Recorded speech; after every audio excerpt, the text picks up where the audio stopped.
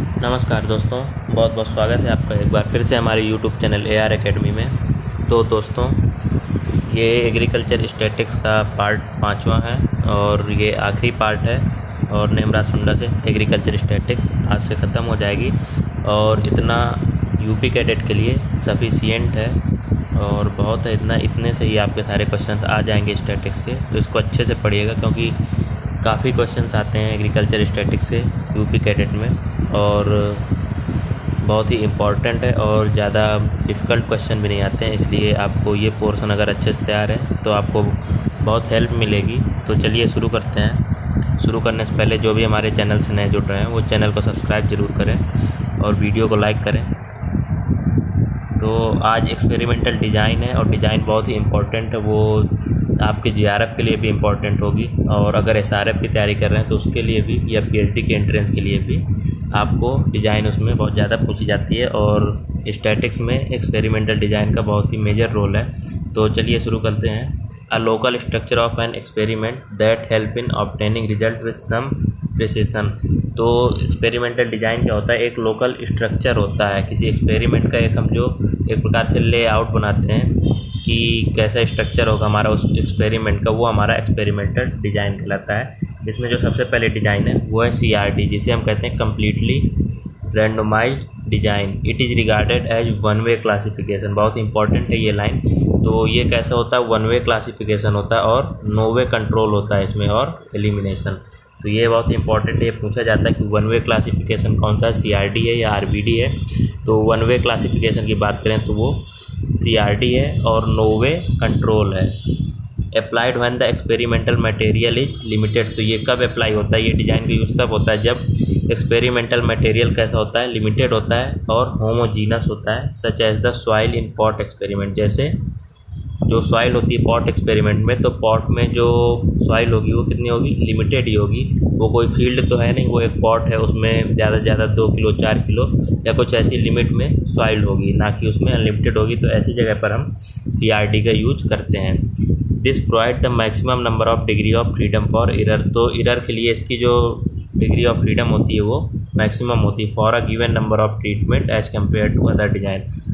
Other design के comparison में इसमें जो number of degree of freedom होती है वो ज़्यादा होती है।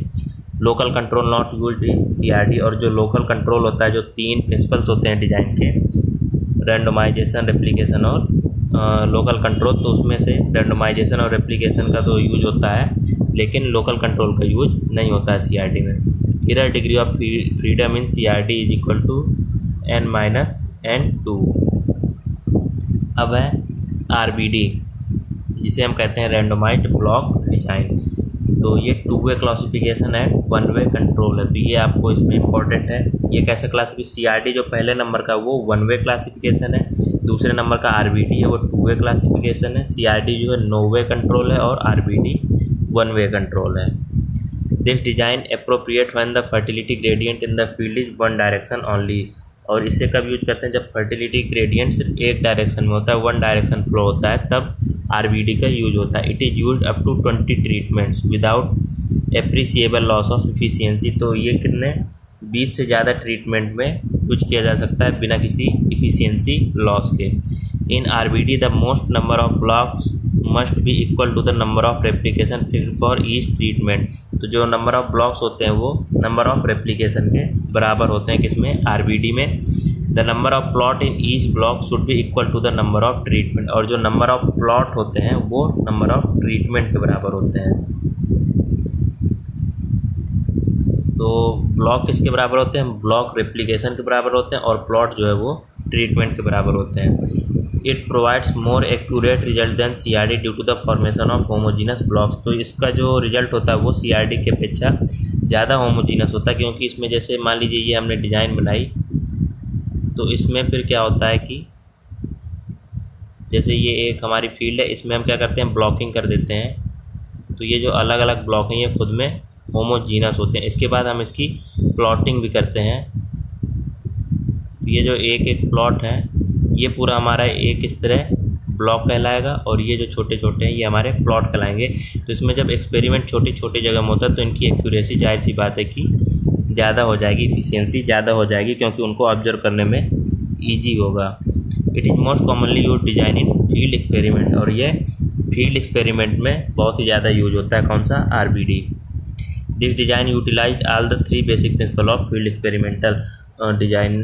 तो इसमें डिज़ाइन के जो 3 प्रिंसिपल होते हैं, वही रेप्लिकेशन, रैंडमाइजेशन और लोकल कंट्रोल, तो इसमें वो तीनों के तीनों यूज होते हैं। Error degree of freedom in RBD is equal to n-1 into R-1। तो एरर डिग्री ऑफ फ्रीडम कितनी होती है? n-1 into R-1। अब बात करते हैं LSD की, बहुत इंपॉर्टेंट है ये। तो ये कैसा है? ये तीसरे नंबर का, और ये है 3-वे क्लासिफिकेशन विद 2-वे कंट्रोल ऑफ एरर। तो ये 3-वे क्लासिफिकेशन है और 2-वे कंट्रोल होता है इसमें। The term square has been used in LSD because of number of row and columns are equal. तो इसमें स्क्वायर का यूज इसलिए किया गया है डिज़ाइन के नाम में, क्योंकि इसमें क्या होते हैं, कॉलम और रो हम बनाते हैं, और वो जितने कॉलम होंगे उतने ही रो होंगे, इसलिए ये स्क्वायर फॉर्म में बनता है ये डिज़ाइन, इसलिए इसे लैटिन स्क्वायर डिज़ाइन कहा जाता है। This design use when fertility gradient in 2 direction, और इसका यूज तब होता है जब फर्टिलिटी ग्रेडियंट 2 डायरेक्शन में होता है। सुटेबल फॉर 5 to 8 ट्रीटमेंट और from 5 to 12 at the most. तो ये 5 से 8 ट्रीटमेंट के लिए सुटेबल, लेकिन 5 से 12 तक ये अच्छे से काम कर सकता है। Because the minimum error degree of freedom should be 12, और जो 12 होती है इसकी मिनिमम डिग्री ऑफ फ्रीडम होनी चाहिए। एरर डिग्री ऑफ फ्रीडम कितनी होनी चाहिए? Minimum 12। Should not be use for less than 5 treatment, और 5 से कम ट्रीटमेंट के लिए इसका यूज नहीं करना चाहिए, क्योंकि इसमें एक्यूरेसी फिर कम हो जाती है। और number of replication is equal to number of treatment. इसमें क्या होता है, जितने रेप्लिकेशन होते हैं उतने ही ट्रीटमेंट होते हैं, इसीलिए ये स्क्वायर फॉर्म में फॉर्म होती है। Number of rows equal to number of column is equal to number of treatment. जितने रो होंगे उतने ही कॉलम होंगे, उतने ही फिर ट्रीटमेंट का हम यूज करेंगे।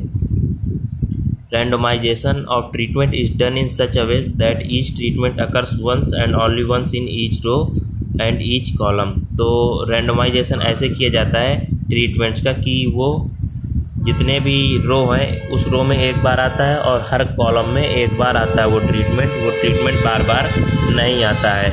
तो इस तरह से इसका रैंडमाइजेशन किया जाता है, और इसकी एरर डिग्री ऑफ फ्रीडम होती है n-1 into n-2।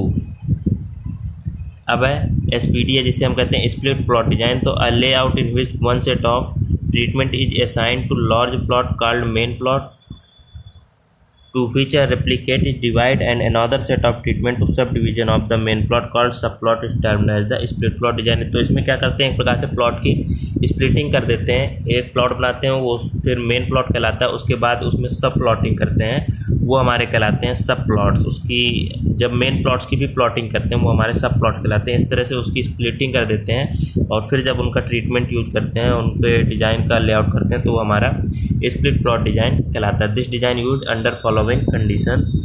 One factor of the different nature are to be tested in same experiment. तो जब डिफरेंट नेचर के, अलग अलग नेचर के जो फैक्टर्स का एक ही एक्सपेरिमेंट में यूज करते हैं, तब हम स्प्लिट प्लॉट डिज़ाइन का यूज करते हैं। जैसे कई तरह के फैक्टर हो गए हमारे, अलग अलग फैक्टर हो गए, लेकिन फील्ड हमारी एक ही है, उनको एक ही एक्सपेरिमेंट में हमें यूज करना है, तो वो फिर हम स्प्लिट प्लॉट डिज़ाइन का यूज करते हैं। That is level of one factor require larger area as compare to other factor. और इसमें हो सकता है एक फैक्टर को हमें ज़्यादा एरिया चाहिए हो एक्सपेरिमेंट के लिए और दूसरे को कम चाहिए हो, तो इस तरह से उनकी सब प्लॉटिंग करते हैं उस हिसाब से। जैसे depth of ploughing and nitrogen level, date of sowing and varieties. तो ये 2 फैक्टर्स हैं और एक ही साथ यूज हो रहे हैं। जैसे डेप्थ ऑफ प्लाविंग कितनी है, जो प्लाविंग की गहराई है वो कितनी है, और नाइट्रोजन लेवल कितना सॉइल में, ये हमारा एक ही एक्सपेरिमेंट है। या फिर डेट ऑफ सोइंग और वैरायटीज, ये हमारे एक ही एक्सपेरिमेंट है। Varieties and nitrogen level, irrigation level and varieties. तो इस तरह के जब 2 फैक्टर एक साथ यूज होते हैं तब हम स्प्लिट प्लॉट डिज़ाइन का यूज करते हैं। एक ही एक्सपेरिमेंट में, एक ही फील्ड में हम पूरा एक्सपेरिमेंट, दोनों एक्सपेरिमेंट करते हैं।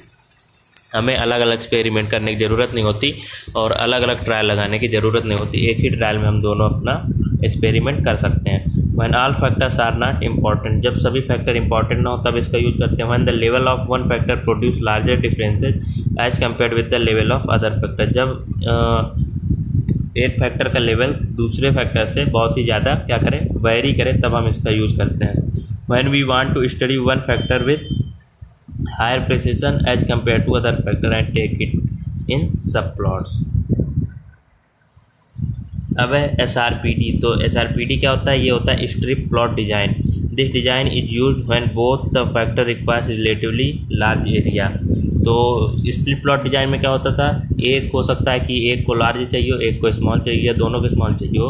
लेकिन जो स्ट्रिप प्लॉट डिजाइन होता है इसमें क्या होता है कि दोनों फैक्टर जो होंगे उनके लिए लार्ज एरिया चाहिए होता है, तब हम इस स्ट्रिप प्लॉट डिजाइन का यूज करते हैं। In this case sub plot treatment is applied in strip instead of randomization in each unit. तो इसमें जो सब प्लॉट का ट्रीटमेंट होता है वो हम स्ट्रिप्स में करते हैं, मतलब एक प्रकार से पट्टियों में करते हैं और सब प्लॉटिंग में नहीं करते हैं, और उसी में हम रैंडमाइजेशन करते हैं। वो हमारा इसीलिए हमारा स्ट्रिप प्लॉट डिजाइन कहलाता है। In this design number of error is equal to the number of plot size. तो इसमें जो नंबर ऑफ एरर होती है वो नंबर ऑफ प्लॉट साइज के इक्वल होती है। तो ये हमारी डिज़ाइन हो गई। अब कुछ टर्मिनोलॉजी है, जैसे पहला हमारा कॉन्फिडेंस लिमिट। तो कॉन्फिडेंस लिमिट क्या होती है? The range with in which the true population means lies is called confidence limit और फिडुशियरी लिमिट। तो वो यह रेंज होती है किसकी? पॉपुलेशन मीन्स की, ट्रू पॉपुलेशन मीन्स की जो रेंज होती है वो हमारी कॉन्फिडेंस लिमिट कहलाती है। नेक्स्ट है बायोमेट्री। बायोमेट्री क्या होता है? The application of statical concept and procedures to study of biological problem. तो जब हम स्टैटिक्स के लॉ का या स्टैटिक्स के जो भी रूल्स हैं उनका यूज हम बायोलॉजिकल प्रॉब्लम्स को सॉल्व करने में, जैसे जेनेटिक्स हो गया, इन सभी में हम यूज करते हैं, तो हमारा कहलाता है बायोमेट्री। तो दोस्तों ये आज से हमारा स्टैटिक्स ख़त्म होता है और हम बहुत ही जल्द दूसरा सब्जेक्ट लेकर आएंगे आपके लिए। तो आप अच्छे से पढ़ते रहिए, तब तक के लिए बहुत बहुत धन्यवाद।